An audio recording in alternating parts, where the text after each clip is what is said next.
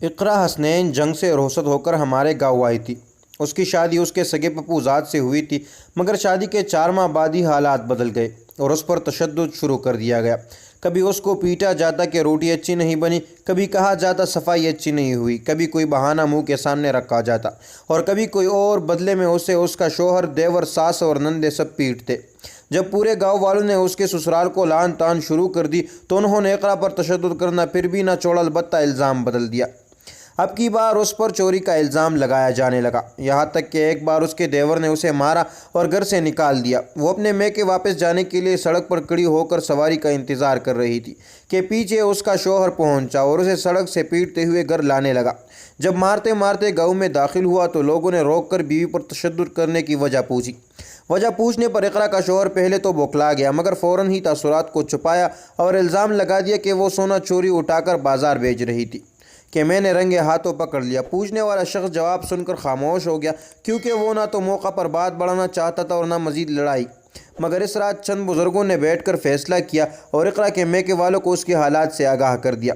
اس کا اکلوتا بھائی اپنے والد کے ہمراہ اپنی بہن کو لینے آیا، مگر پھر اپنی بہن کی چکنی چپڑی باتوں میں آ کر اقرا کا والد اپنے بیٹی وہی اپنی بہن کے بھروسے چھوڑ گیا۔ 1 ماہ تو اقرا کا سکون سے گزر گیا، مگر پھر پرانی روٹین شروع ہو گئی اور اب کی بار اقرا پر الزام بد کردار ہونے کا تھا۔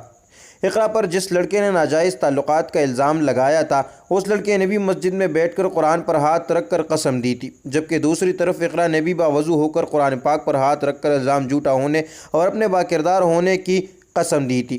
لوگوں کے سامنے اس کی قسم کو مان لیا گیا، مگر اس کو اس کا ناکردہ گناہ کی سزا دی جاتی رہی، یہاں تک کہ اقرا کے سگے بھائی کو بھی اس سے ملنے سے منع کر دیا گیا، بصورت دیگر طلاق دینے کی دھمکی دے دی گئی۔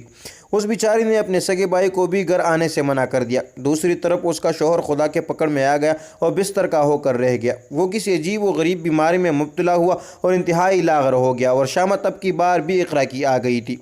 اقرا پر شوہر کو تعویذ ڈالنے کے الزام، وہ قسم اٹھاتی رہی قرآن پر ہاتھ رکھے، مگر کسی نے اس کا یقین نہ کیا۔ اس نے لاکھ بتایا کہ وہ شوہر کو تعویذ ڈال کر اس کی جان کیوں لے گی، وہ 4 بچوں کی پرورش اکیلے کیسے کر سکتی ہے، مگر یہاں سب خوف خدا سے آ رہی تھے۔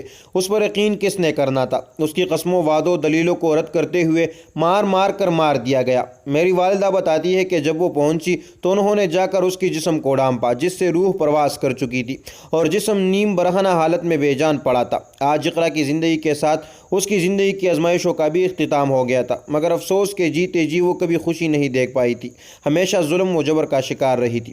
میرے تمام قارئین کرام سے التجا ہے کہ آپ لوگوں نے اپنی بیویوں کے متعلق اللہ تعالیٰ کو حساب دینا ہے، اس بات کو یاد رکھنا۔